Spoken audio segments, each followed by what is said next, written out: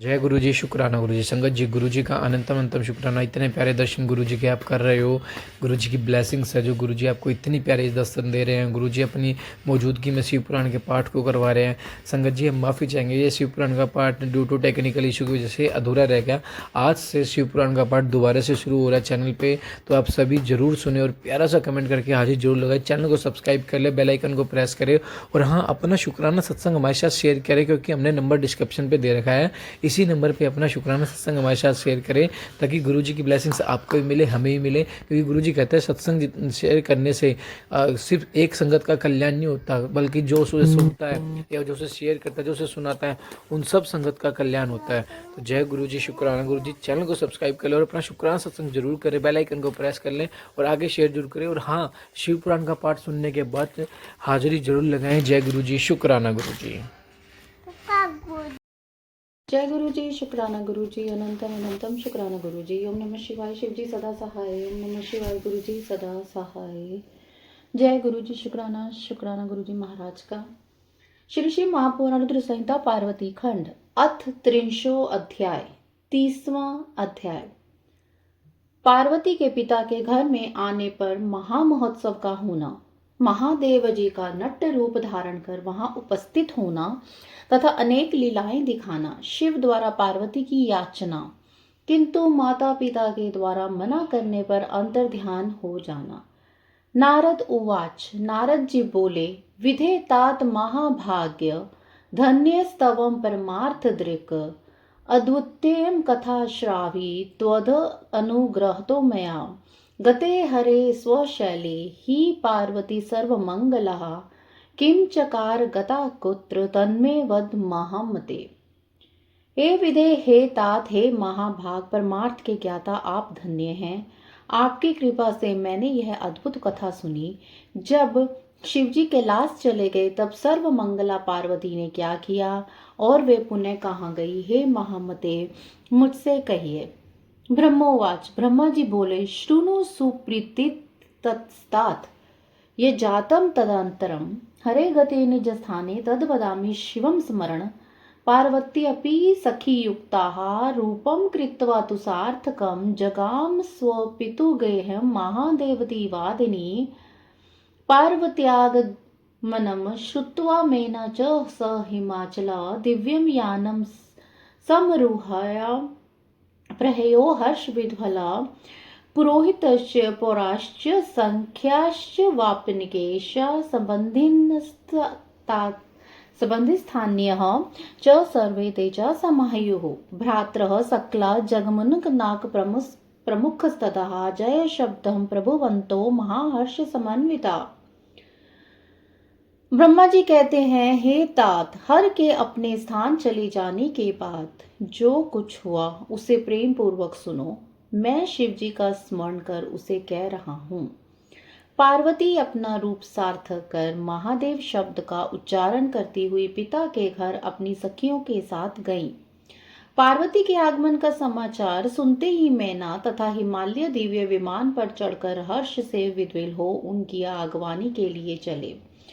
उस समय पुरोहित पुरवासी अनेक सखियां तथा अन्य दूसरे सब संबंधी आए। मैनाक आदि सभी भाई महाप्रसन्न हो जय शब्द का उच्चारण करने लगे। संस्थाप्य मंगल घटम राजवर्तमनि राज्यते चंदनागृहु कस्तूरी फल शाखा समन्विते सुप्रोध्य ब्राह्मणश्च मुनिभिः ब्रह्मावादिभिः नारीभिन्नतकृपश्च गजेन्द्रादिषु शोभितः परितः परितो रंभास्तंभ वृंद समन्विते पति पुत्रवती होश मुहर्दि दसत्केः द्विज वृंद्रेश संयुक्ते कुर्वती मंगल ध्वनिं नाना प्रकार वाद्ये शंख ध्वनि भिर्वन्तेः। एतस्मिन् अन्तरे दुर्गा जगाम स्वपुरान्तिकं विशन्ति नगरं देवी ददर्श पितरौ पुनः सुप्रसन्नो प्रभावन्तो हर्षविद्वलमानसो दृष्ट्वा काली सुप्रहृष्टाः स्वालिभिः प्रणनामतौ। चंदन अगरो कस्तूरी फल तथा वृक्ष की शाखाओं से युक्त राजमार्ग को अपूर्व सजावट से संपन्न कर स्थान स्थान पर मंगल घट स्थापित कराया गया। सारा राजमार्ग पुरोहित, ब्राह्मण, ब्रह्मवेता, मुनियों, नर्तकियों एवं बड़े बड़े गजेंद्रों से खचाखच भर गया।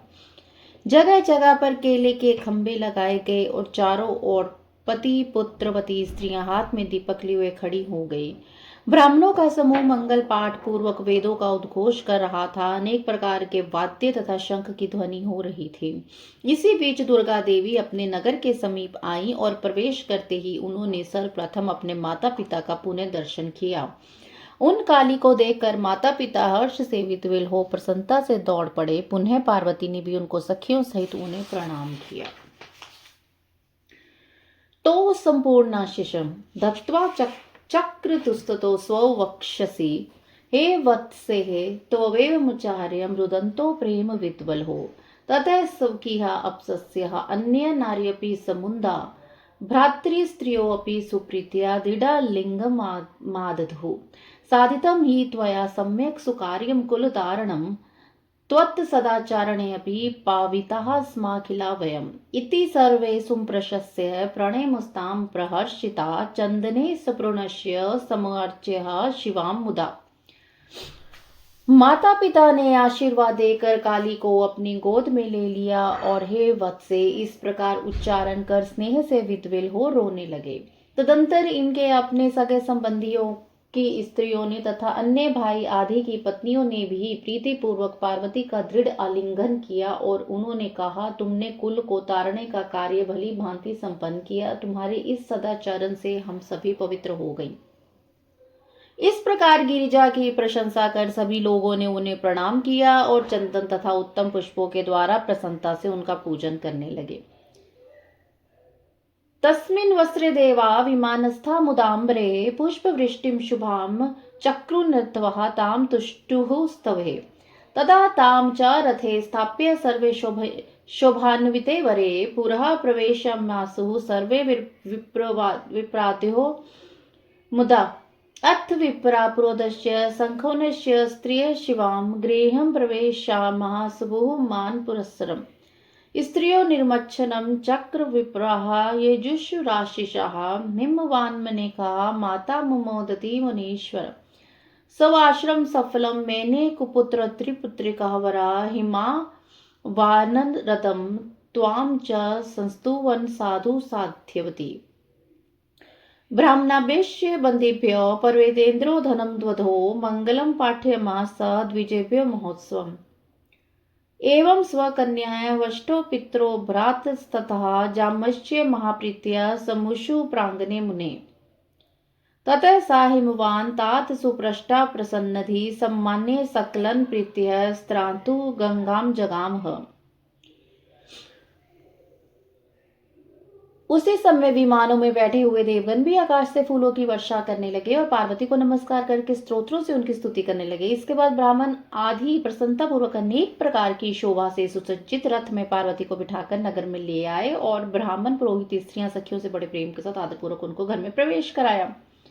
स्त्रियां मंगलाचार करने लगी और ब्राह्मण आशीर्वाद देने लगे। हे मुनीश्वर, उस समय माता मेनका तथा पिता हिमवान को अत्यंत प्रसन्नता हुई। उन्होंने गृहस्थ आश्रम को सफल माना और कहा कि कुपुत्र की अपेक्षा पुत्री ही अच्छी होती है। तदंतर वे हिमालय आप नारद को साधुवाद देते हुए प्रशंसा करने लगे। पर्वतराज हिमालय ने ब्राह्मणों एवं बंदी जनों को बहुत सा धन दिया और ब्राह्मणों द्वारा मंगल पाठ कराया, बहुत बड़ा उत्सव किया। हे मुने, इस प्रकार प्रसन्न हुए माता पिता, भाई तथा अन्य संबंधीगण पार्वती के साथ आंगन में बैठे। हे तात, तत्पश्चात हिमालय परम प्रसन्न हो सभी संबंधियों का प्रेम पूर्वक सम्मान कर गंगा स्नान को गए। एतस्मिन्नन्तरे शंभु सुलीलो भक्त वत्सला सुनर्त कर्णटो भूत्वा मेनका सन्निधिं ययो श्रृंगं वामे करे धृत्वा दक्षिणे डमरुं तथा पृष्ठे कथां रक्तवासा नित्यगान विशारदा तत्सनुट रूपसोः मेनाय प्रांगणे मुदा चक्रे सुनृत्यं विविधं गानं चाहते मनोहरम्। उसी समय लीला करने में तत्पर भक्त वत्सल भगवान शंकर सुंदर नाचने वाले नट का रूप धारण कर मेनका के समीप पहुंचे। वे बाएं हाथ में श्रृंगी, दाहिने हाथ में डमरू तथा पीठ पर गुदड़ी धारण करके रक्त वस्त्र पहने हुए थे। नृत्य गान में प्रवीण वे शिवजी मैना के आंगन में बड़ी प्रसन्नता के साथ अनेक प्रकार का मनोहर नृत्य एवं गान करने लगे। श्रृंगं च डमरुं तत्र वाद्यमास सुधनिं महितं विविधां तत्र स चकार मनोरम तां दृष्टुं नागराः सर्वे पुराश्च स्त्रियस्तथा आजगमुहुः सहसा तत्र बाला वृद्धा अपि ध्रुवम् श्रुत्वा सङ्गीतं तद् दृष्ट्वा सुनृत्यं च मनोहरं सहसा मुहुः सर्वे मेनापि च तदा मुने मूर्छां सम्प्राप सा दुर्गा विलोक्य वदि शङ्करं त्रिशूलाधिकचिह्नानि बिभ्रतं चाति सुंदरम। वे सुंदर ध्वनि से श्रृंगी तथा डमरू बजाने लगे और नाना प्रकार की मनोहर लीलाएं करने लगे। उस लीला को देखने के लिए सभी नगरवासी स्त्री पुरुष बालक तथा वृद्ध सहसा वहां आ गए। हे मुने, उस मनोहर नृत्य को देखकर एवं गीत को सुनकर सभी लोग तथा मैना भी अत्यंत मोहित हो गई। त्रिशूल आदि चिन्ह से युक्त एवं अत्यंत मनोहर रूप धारण करने वाले उस नट को देखकर पार्वती भी उन्हें हृदय से शंकर जानकर मूर्छित हो गई। विभूतिभूषितं रम्यस्थि माला समन्वितं त्रिलोचनोज्ज्वलदक्त्रं नागयज्ञोपवीतकं वरं व्रीणिवत्युक्तवन्तं गौरवर्णमहेश्वरं दीनबन्धुं दयासन्धुं सर्वथा सुमनोहरं हृदयस्थं हरं दृष्टविदेशं सा प्रणाम तं वरं ब्रवे मानसं हि पत्रि मे त्वं भवेति च। विभूति से विभूषित होने के कारण अत्यंत मनोहर अस्थिमाला से समन्वित त्रिलोचन दिव्यमान मुखमंडल वाले नाग का यज्ञोपवीत धारण किए हुए गौर वर्ण दीन बंधु दया सागर सर्वथा मनोहर और वर मांगो इस प्रकार कहते हुए उन हृदयस्थ महेश्वर को देखकर पार्वती ने प्रणाम किया और मन में वर मांगा कि आप ही मेरे पति हों। वरं दत्त्वा शिवां चाथ तादृशं प्रीतितो वदा अन्तर्ध्याय पुनस्त्र सुनर्तं स भिक्षुकः ततो मेना सुरत्नानि स्वर्णपात्रस्थितानि च तस्मै दातुं ययो प्रीत्या त्वदुति प्रीतमानसा तानि न स्वीचकारासो भिक्षायां याचे शिवां ततां पुनः सुनृत्यं गानस्य कौतुकात् कृतुमुद्यतः मेना त्वदर्चनं श्रुत्वा चुकोपाति सुविस्मिता भिक्षुकुं भर्तस्य मास बहिष्कृतं महेशसा अस्मिन्नन्तरे तत्र गङ्गातो गिरिरायो द्वदर्श पुरतो भिक्षुं प्राङ्गस्थं निराकृतं श्रुत्वा मेना मुखाद् वृत्तं तत्सर्वं सुचकोपसा आज्ञं चकारनुचरय बहिष्कतृच तं नटम् महाग्रीमेव दुःस्पर्शं प्रज्वलन्तं तेजसं न शशाक बहिष्कृतं कोऽपि तम मुनिसतम। इस प्रकार हृदय से पार्वती को प्रीतिपूर्वक वर देकर शिवजी अंतर ध्यान होकर पुनः भिक्षुक का रूप धारण कर नृत्य करने लगे। तब उस नृत्य से प्रसन्न होकर मैना सोने के पात्र में बहुत सारे रत्न रखकर बड़े प्रेम से उस भिक्षुक को देने के लिए आई, किंतु भिक्षुक ने उन्हें स्वीकार नहीं किया और भिक्षा में शिवा को मांगा और पुनः नृत्य गान करने लगे।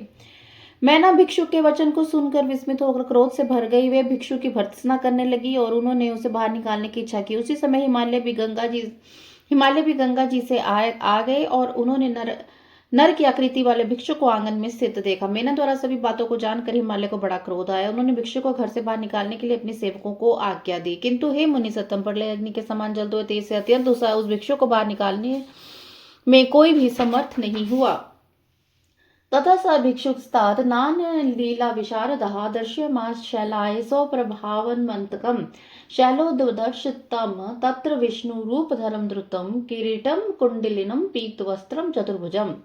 हे तात, उस समय अनेक लीलाओं में प्रवीण उस भिक्षुक ने पर्वतराज हिमालय को अपना अनंत प्रभाव दिखाया। हिमालय ने देखा कि वह भिक्षुक तक्षण किरीट कुंडल पीताम्बर चतुर्भुज धारण करके विष्णु के रूप में स्वरूप हो गया।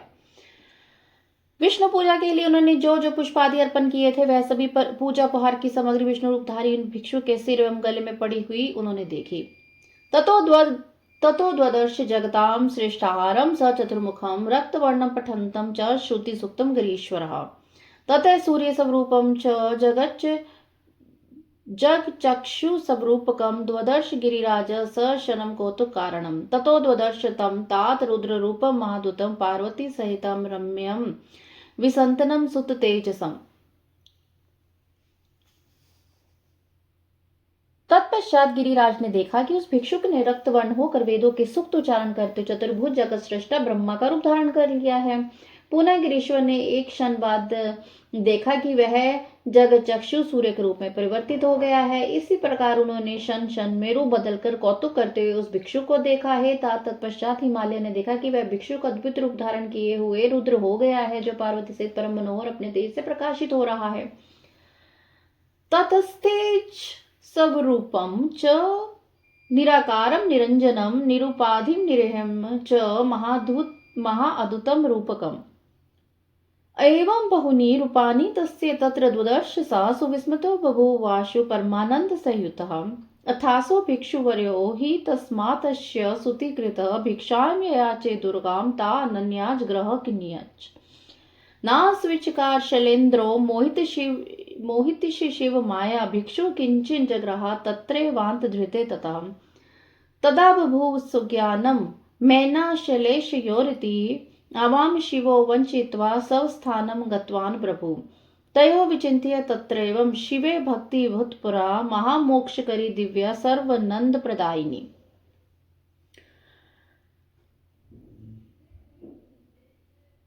तदंतर उन्होंने निराकार निरंजन निरपराधी निरह परम अद्भुत स्वरूप वर्तित उस भिक्षु को देखा। इस प्रकार जब हिमालयन भिक्षु के अनेक विस्मयकारी रूप देखे तब वे आनंद युक्त होकर आश्चर्य में पड़ गए।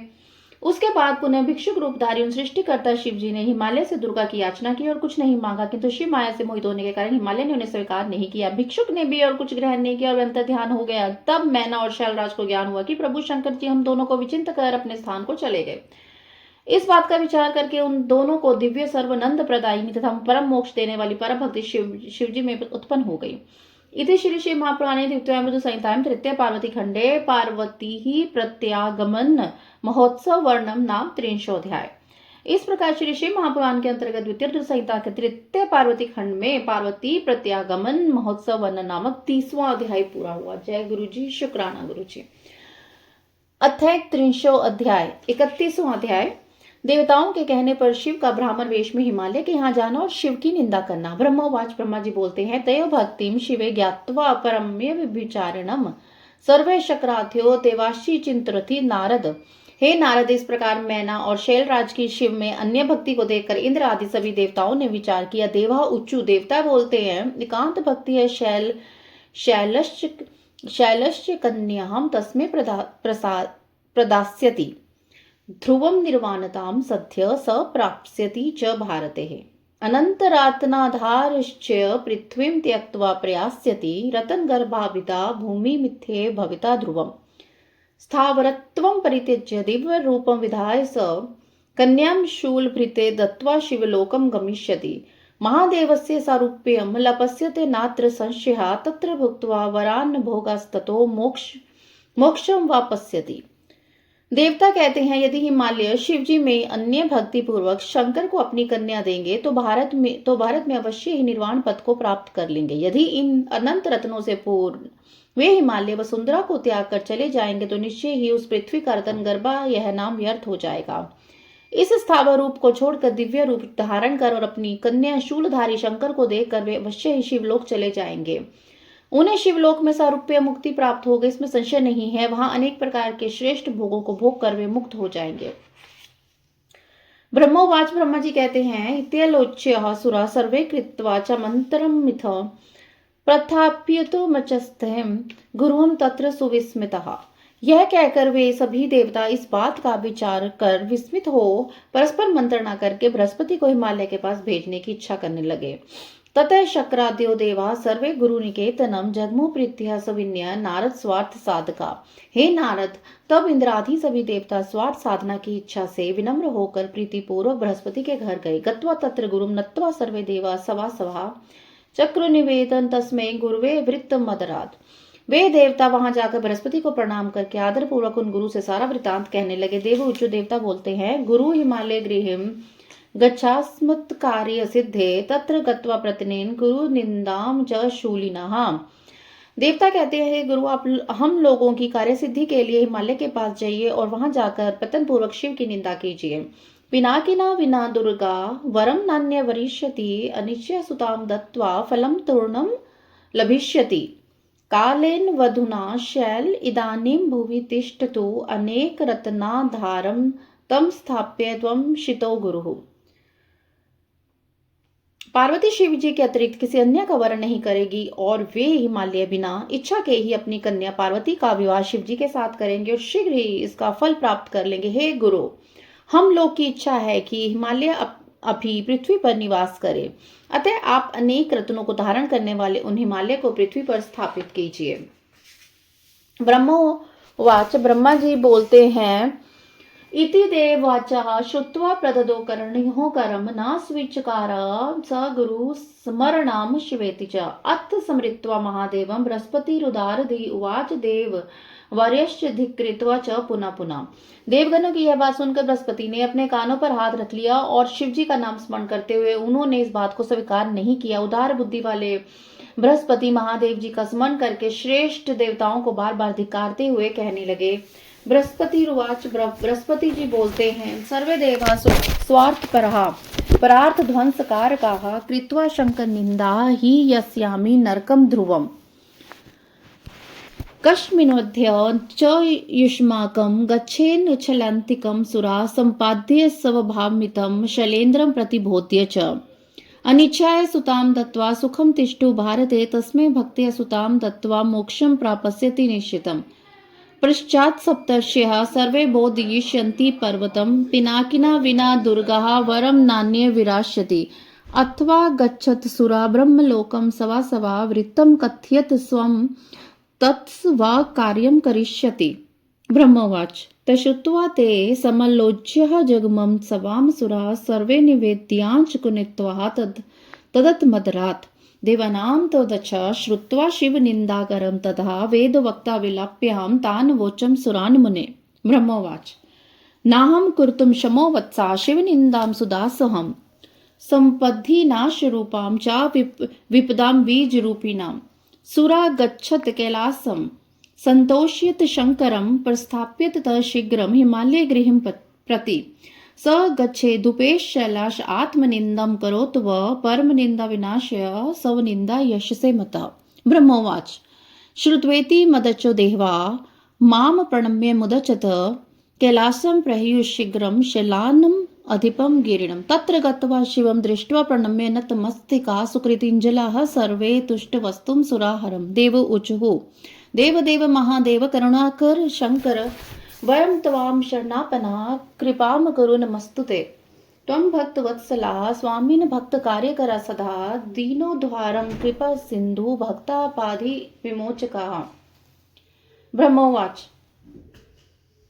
बृहस्पति जी बोलते हैं, हे देवताओं, तुम लोग स्वार्थ साधक और दूसरों के कार्य को विनिष्ट करने वाले माफ कीजिएगा जी। ब्रह्मोवाच, ब्रह्मा जी बोलते हैं, देवगणों की यह बात सुनकर बृहस्पति ने अपने कानों पर हाथ रख लिया और शिव जी का नाम स्मरण करते हुए उन्होंने इस बात को स्वीकार नहीं किया। उदार बुद्धि वाले बृहस्पति महादेव जी का स्मरण करके श्रेष्ठ देवताओं को बार बार धिक्कारते हुए बोलते हैं,